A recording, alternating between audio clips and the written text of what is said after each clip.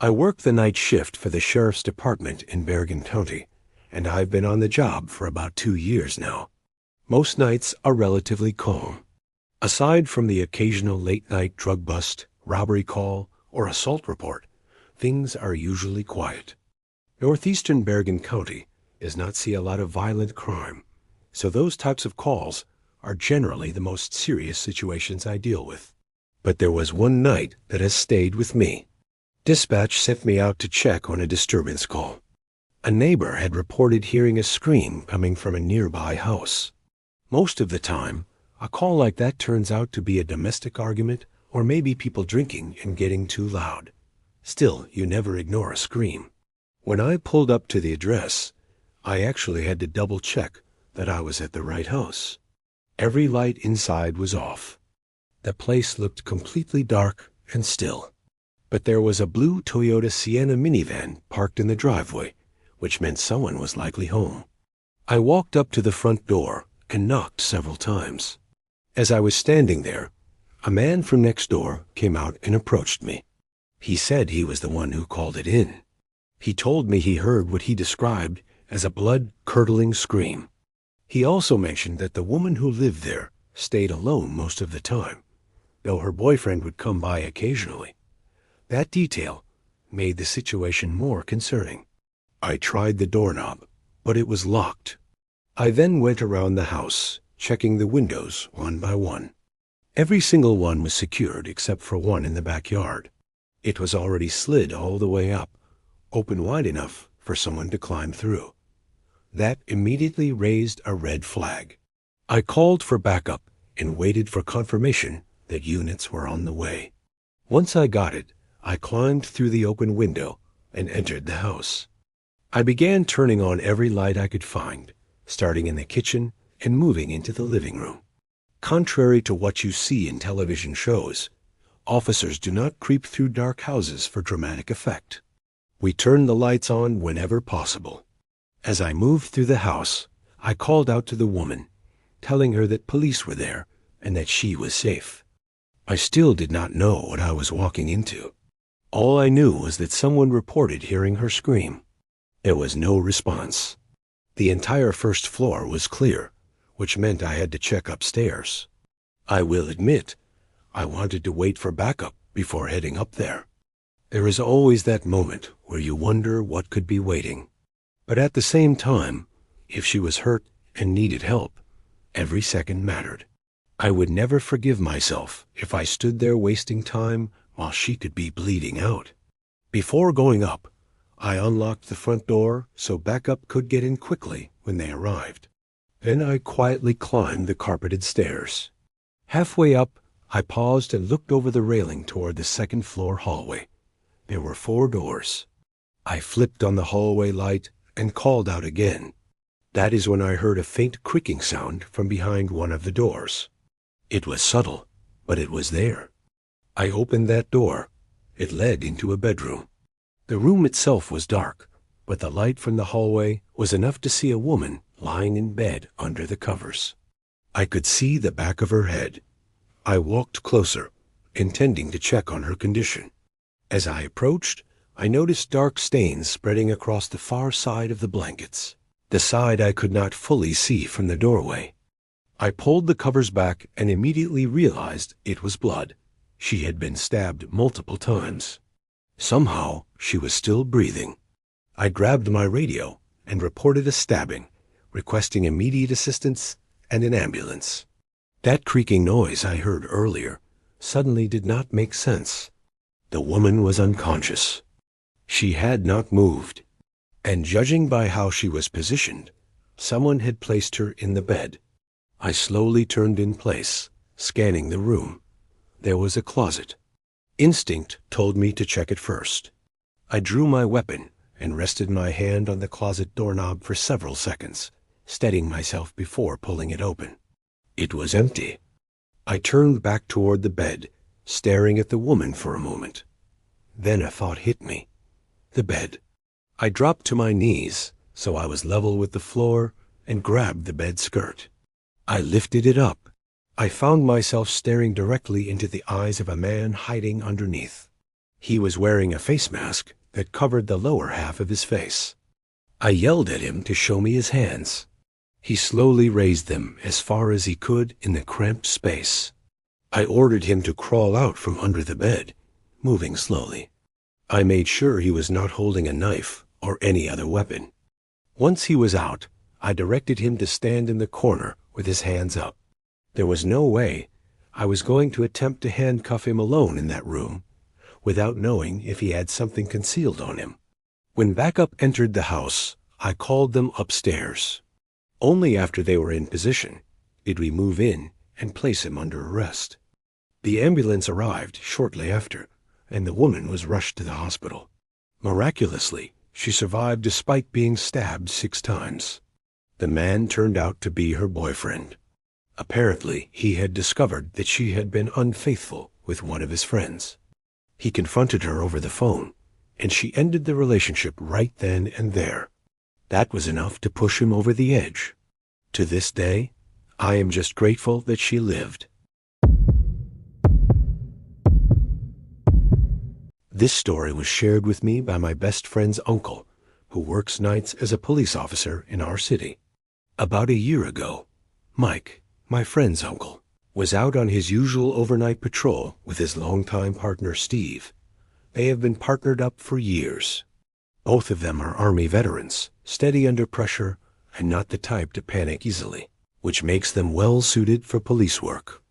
So when they received a call from a landlord at a local apartment complex complaining about one of his tenants, they did not expect anything too serious. They handle landlord-tenant issues all the time, so they drove over to check it out. When they pulled up, the landlord was waiting for them outside.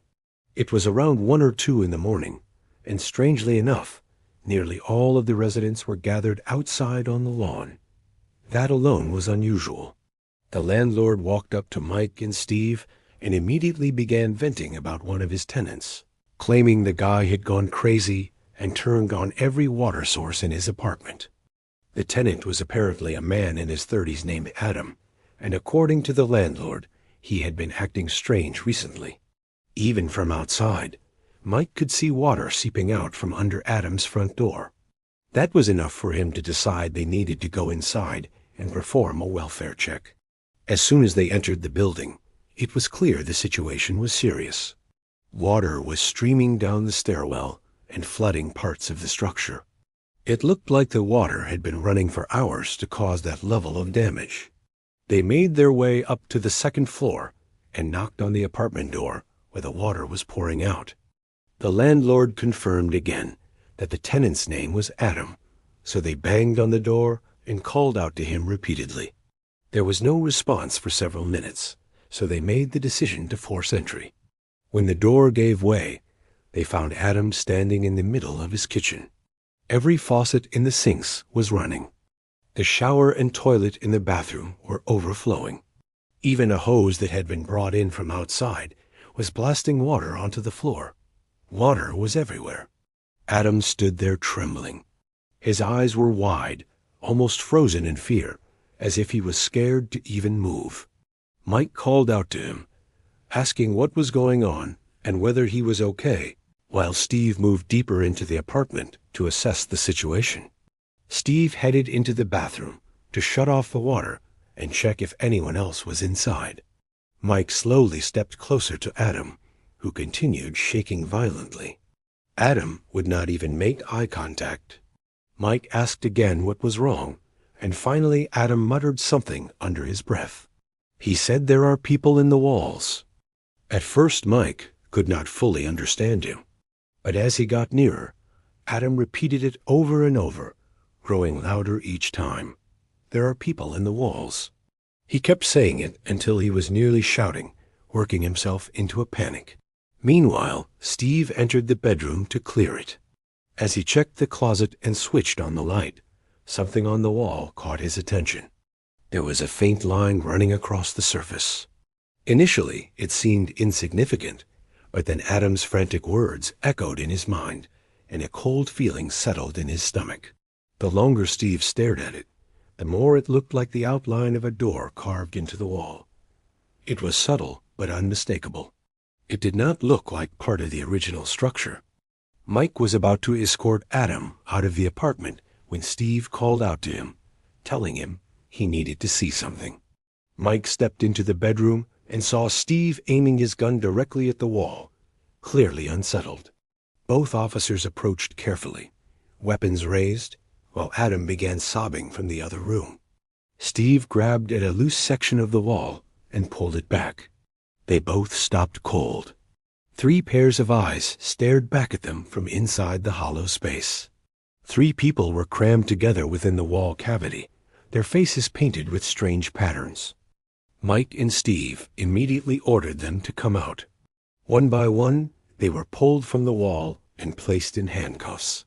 By then, backup had arrived, and other officers escorted Adam out of the flooded apartment. The 3 individuals were taken downstairs and transported to jail. The entire incident left Mike and Steve shaken. It only grew more unsettling a few months later when they learned more about who those people were. The 3 had ties to a cult that operated deep in the woods outside the city. They had been attempting to recruit Adam. They targeted him, specifically because they knew he had struggled with mental health issues in the past. Their plan was to intimidate and frighten him into joining them. In a desperate attempt to force them out of his home, Adam had turned on every source of water he could find, hoping it would drive them out of the walls. To this day, Mike and Steve both say that call was the most disturbing one they have ever responded to. One night during a 12-hour overnight shift, I was dispatched to check on reports of a suspicious person going from house to house, knocking on doors and speaking to homeowners through their doors and doorbell cameras. I responded to the address of the man who had called it in, and he explained the situation more clearly once I arrived. He said it was a middle-aged woman with long, wiry hair. She was holding something behind her back and walking up to each door, yelling at people to open up while muttering to herself. The caller had a Ring doorbell camera, so he pulled up the footage for me. The video was disturbing. The woman walked up to his door, stared directly into the camera for several full minutes, and then pressed the doorbell. She began talking into the microphone. The homeowner answered her through his phone, asking who she was and what she wanted. She repeatedly told him to open the door because she needed blood. Every time she said it, she smiled and let out this eerie little laugh. When he told her he was calling the police, she stepped back and began pounding on the door. She even tried to rip the Ring doorbell camera off the wall. It was unclear whether his threat to call 911 is what made her leave, but eventually she moved on to the house next door. That was when he officially called for help. Watching that footage felt like something straight out of a horror film.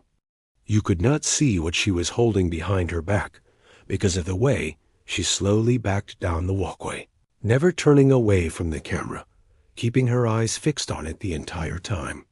At that point, 2 or 3 other units were already in the area searching for her. It had quickly turned into a small-scale manhunt, and the description being broadcast over the radio labeled her as possibly armed and dangerous. I checked a few nearby houses on foot, and then got back into my patrol car to continue canvassing the neighborhood. We were unable to locate her at first. Then another call came in. A breaking and entering had just been reported a few streets away.